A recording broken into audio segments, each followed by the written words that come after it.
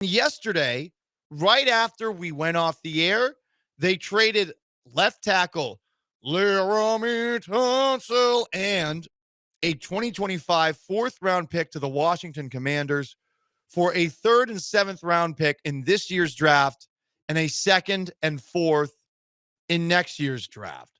The question for you to kick things off on the most interactive sports talk show in Houston: why do you think the Texans traded Laremy Tunsil?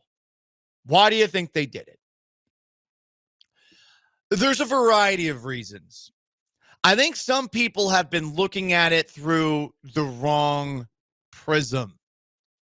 So, if you've listened to me long enough, specifically this past season where the offensive line had many issues and Laremy Tunsil was often penalized, I was annoyed that Laremy Tunsil at times seemed annoyed with the perception that the offensive line for the Texans sucked. And it wasn't a perception. It was a reality. That bothered me. It bothered me that he didn't regularly make himself available to all Houston media to be asked about their struggles, given that he's got a C on his chest. He's a captain of the Texans. But all that said, this is a piece that the Texans are going to miss. Now, is he as mean as you'd like as an offensive lineman? And does he care as much as you'd want an offensive lineman to? I think both of those things are worth questioning. But we're still talking about an exceptionally talented player that the Texans moved on from, and they traded, sure, for a bunch of picks. But are you going to find that left tackle with one of those picks? Are you going to find that left tackle in the draft? Unlikely, given where you're drafting. Are you going to find that guy in free agency? There are options available, sure. But while I see a lot of people doing mini victory dances over moving on from Laremy Tunsil because it signifies a culture shift. And I get that. I totally understand that. But it's not as simple as just moving on from a player who was very good in pass protection, even if the offensive line around him didn't get better because of his presence. So, if you want the Texans to show some accountability for a change and move on from guys who clearly aren't getting it done, Shaq Mason, cut. Kenyon Green, traded. Laremy Tunsil, traded. You're seeing it. That's great. They still got to find the replacements. And it's not going to be easy to find the replacements. And if your hope is that a new offensive line coach and a new offensive coordinator can get the offensive line back on the right track, okay, you got a lot of confidence. You got a lot of faith. Personally, just given the way that the Nick Caserio era is gone, there's one thing to question. It's his ability to evaluate offensive line talent. So, two things can be true. The Texans needed a culture shift, but now they're in a position where you could argue they're not very well equipped to fix the situation they're currently in. I mean, you moved on from two starters in one offseason, and I get it. This offensive line was so damn bad last year. Who cares if they get rid of a couple of guys on this offensive line? But I do not think it's going to be that easy to replace them. I really don't. I mean, it's hard to find left tackles. That's why Bill O'Brien was so desperate a couple of years ago in the 2019 offseason, trading 2 first-round picks and a second-round pick to get him. Like, it's hard to find guys like this. And even if you get turned off by some of the things that he does, the guy was respected in the locker room for what it's worth and has been considered by many, maybe on the outside looking in more so than here in our own backyard, one of the best offensive linemen in the game. And you just moved on from that guy. You brought in Laken Tomlinson today. You moved on from Kenyon Green. There's some other moves that the Texans have made. Free agency officially begins tomorrow at 3 p.m. Central Time, but Texans might be done by then. They've been active, and I want to know how you feel about it. Specifically, why do you think the Houston Texans traded Laremy Tunsil? 713-780-3776 to call, to text. You can join on YouTube at ESPN Houston. You can join on Twitch at ESPN 975. Rocky comments, Paul, no Dalton Reisner, no Kevin Zeitler, Mekhi Becton. We'll see if those guys get signed. I'm not going to criticize too much a lack of action on anything other than the Texans not trading, especially now, a 4th-round pick for Joe Thuney. If you thought you were moving on from Laremy Tunsil, hey, maybe trade a 4th-round pick for Joe Thuney, at least for the interim. Yeah, he's going to need a contract extension to stay around, but I'm cool with a 4th-round draft pick as a rental for a guy who was the Chiefs MVP this past season. But anyone else, let's just wait. Let's be patient on that front. Still, though, as I said on Channel 2 on Sunday night, offensive line, offensive line, offensive line, offensive line, and offensive line. Those are the Texans' 5 top needs. Defensive tackle, cool. Wide receiver, cool. Whatever. You got to fix this offensive line. And you made it more difficult for yourself to do that by trading Laremy Tunsil, even if he wasn't exactly the culture guy that you wanted. More comments here. Rocky says, dudes are available. Sure, they're available. They're available for a reason. I mean, some of the guys who are available right now at tackle are Tyron Smith, who was awesome in Dallas, but he's been injured a lot over the last 5 years. Cam Robinson, who the Jaguars traded to the Vikings at the end of the year. Maybe he's okay. Probably going to have to spend a little extra on him. There's Jedrick Wills. There's Joseph Noteboom. There's Trent Brown, who played for the Patriots under Nick Caserio at left tackle back in the day. And maybe those guys are good. It's still going to be hard to replace Laremy Tunsil, no matter how much fair criticism the guy got this year. It's still going to be hard to replace him. You can join on Twitch as well at ESPN 975 or on the text line. 713-780-3776 is how you call in or text into the HRMP listener line from the 936 RIP Laremy Tunsil. You would have loved meditating and listening to Bob Marley with Cam Smith. For those who don't know, Astro super prospect Cam Smith meditates before every single game, and he loves him some Bob Marley. And I get it. There's implications attached to liking Bob Marley. There's implications. But you don't always have to light up a doob to listen to Bob Marley. I will say this about Laremy Tunsil, who I've loved the man's Hawaiian shirts. The guy has some of the best fashion I've ever seen. Oh, Paul, I want my offensive lineman to be some redneck wearing a camouflage hat. I want to go in a different direction. Fine. The guy dressed well. Got to give him credit for that. But more credit is deserved for the engineering skills required to put together a gas mask bong. I don't know how you do that. I don't. I really do not. But his gas mask bong that he got canceled for on draft night, F whoever revealed that. Screw that person. And good for Tunsil for getting all the money. It was a stepdad / former agent. Of course. What a rat bastard move. A stepdad / former agent. I mean, just, we're talking about, some of the most loathsome people out there. I love my stepdad, but I know a lot of people don't like theirs. And on top of that, an agent, just a straight weasel. Oh, God, what a bastard. Putting that out there. Laremy Tunsil's gas mask bong, one of the coolest things I can remember seeing. And I as a scientist, as someone who's always trying to challenge the scientific method, I would be very curious to know what the effects of a gas mask bong are.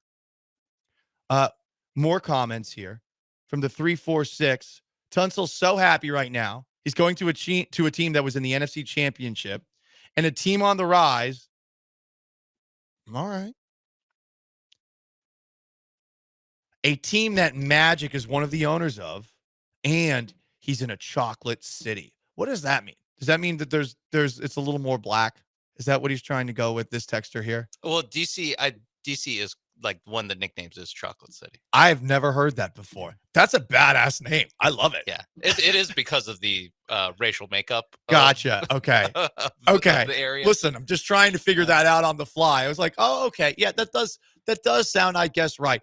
By the way, DC, weirdly racist. I've brought this up before. Had some issues at a wedding in DC a couple of years ago. I was surprised. I've never experienced that many issues over the course of a couple of days. I grew up in Boston. I've never dealt with that up there. DC, surprisingly aggro on that side of things. All opportunity haters, I guess, if you want to say. From the 409, is changing the culture worth getting your cornerstone quarterback murdered this upcoming season? Despite Tunsil's attitude, I want my quarterback standing up. That's sort of where I'm at. And so moving on from Tunsil is like the final chapter of moving on from guys who seem to get preferential treatment from the Texans, which I didn't like. DeAndre Hopkins and Jadeveon Clowney, when they were here, were two guys that during training camp were almost always off to the side, not practicing. And I didn't like that because it always made it feel like there's certain players who are bigger than the team. And Laremy Tunsil, when he came in here, he kind of kept that going. And really, of all the Texans, especially now that you got CJ Stroud and Will Anderson as the clear young leaders of this team, you've gone away from that, at least for a time. And I hope that they stay away from that. So yeah, I understand being annoyed with that. Still, he's a really good player. You know, this is, and some people are making this seem like this is neat. I mean, you didn't get first round picks for him. You know, you didn't pull off a Bill O'Brien trade. You got a third round pick and a fifth round pick and a second round pick and a fourth round pick. And you swapped the fourth round pick to do it. So you got some picks, but you're not finding a Laremy Tunsil with one of those picks. Not one of them. And the four combined, how many of them will be a starter, let alone Laremy Tunsil level? Probably zero, if we're being real. Yeah, I mean, if Nick Caserio drafting the offensive lineman. Yeah. But yeah, that's kind of my reaction to trade too, is that I saw immediate, like, almost victory laps from Texas fans that they got rid of Laremy Tunsil. Clapping seals. Yeah, it's like I get the I guess attitude stuff that people didn't like. I think it's a little silly, but there is kernels of truth to the not picking up CJ Stroud when he's on the ground, that kind of stuff. And that, we've talked about that throughout the years. Like, Laremy Tunsil, not exactly the leader that you'd want in that group. But at the same time, like leaders, great locker room, great attitudes, good and all. I need some guys that can play football, and Laremy Tunsil can play football. Like, he's just a good football player. And there is, as of right now, zero plan, or there might be a plan. We don't know how they're going to get someone or a unit that equals the sum of its parts, that with the almost 14 million that they freed up by doing this deal and the poo-poo platter of draft picks that they got. Like, there's not a clear and obvious, like, oh, okay, so that's where we're going to slide in at left tackle. Right, exactly. Because we spent this entire offseason saying that the Texans need offensive linemen, with the understanding that left tackle, you're set. Left tackle was where you're fine. And so now you're not set there. They picked up Lake and Tomlinson. Congrats.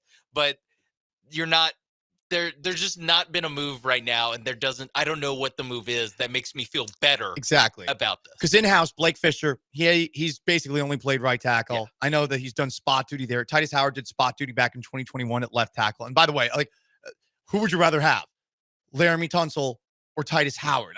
That's an obvious one, you know? And honestly, I don't think that he's necessarily safe. It's turning into the Lufthansa heist, like in the Goodfellas with all the Texans offensive linemen. Tunsil, moving on from him, you were going to have to give him an extension at some point. The guy's a great negotiator. He gets a lot of credit for it. He deserves a lot of credit for it. He's been the highest paid tackle in the NFL twice. You know, the guy's smart on that side of things. And this gives you the ability to re-sign Derek Stingley. This gives you the ability to give other guys contracts. Like, you can't keep everybody. But this is a person that, despite many questions about him, in the short term, you would prefer to keep him as opposed to acquiring 4 draft picks for him. That's at least how I feel. On YouTube, Christopher Soriano asked this question in reference to a take by Joe a couple of weeks ago. By the way, Joe George, still a member of the ESPN 97.5 and 92.5 team. Does a million different things here. Took a step away from the show, but does do those same responsibilities because he's got some family things going on back home. Love Joe. Saw him in here earlier today. Joe had this take a couple of weeks ago on the show. Perhaps the Texans are realizing they're not ready to win it all now and are accumulating picks to build up their roster through the draft. I do not believe that. I do not think that this trade shows that either. I think they believe that they're going to be able to turn this offensive line around quickly. And we've seen that happen in the not too distant past. If you remember, after Patrick Mahomes was running for his life in that Buccaneers Chiefs Super Bowl a couple of years ago, the Chiefs did a very dramatic overhaul to their offensive line. I remember it because I remember Russell Wilson made it all about him because I was up in Seattle and Russell Wilson was acting like, hey, that's me. He was the Leonardo DiCaprio meme from the Hollywood movie. Once Upon a Time in Hollywood. Yeah, the Once Upon a Time in Hollywood meme, Sean, where he's pointing at the TV. Hey, that's me. That's me out there. So Russell Wilson spent the whole offseason bitching about his offensive line and throwing them under the bus. High key, not even low key. And I remember that offseason looking at the Chiefs. The Chiefs, they were pretty aggressive. And guess what? Their offensive line was better. They won a couple Super Bowls.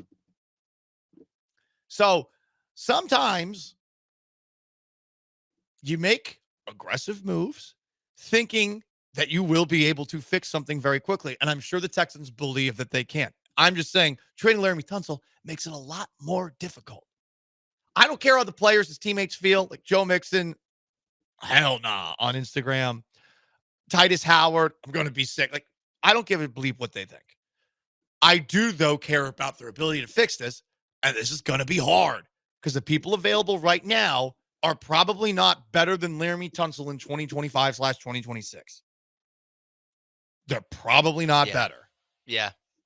I mean, even if you go like the draft, use the first round pick on a tackle, it's like you're still depending on a rookie to step up and be that guy to fill in for Laremy Tunsil, and you're going to be starting a rookie at left tackle and a guy who's made 4 starts at right tackle. Yeah. Blake Fisher.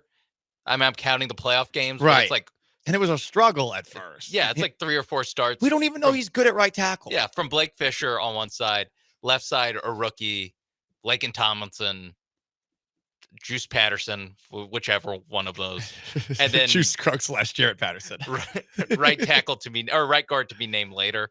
Like it still is. You're gonna be depending a lot on a rookie, more than likely at one of these slots, if not 2 of these slots along the offensive line. Greg Todd comments on Twitch, someone needs to tell Titus Howard he's next. I don't know at this point. I don't know. You're really doing it to the entire offensive line in one offseason like it's the end of the Lufthansa heist in Goodfellas? Are you really taking everyone out in the back and the piano's playing from Derek and the Dominoes there? Layla. Da, da, da, da, da. Da, na, na, na, na, na. There goes Shaq Mason. There goes Kenyon Green.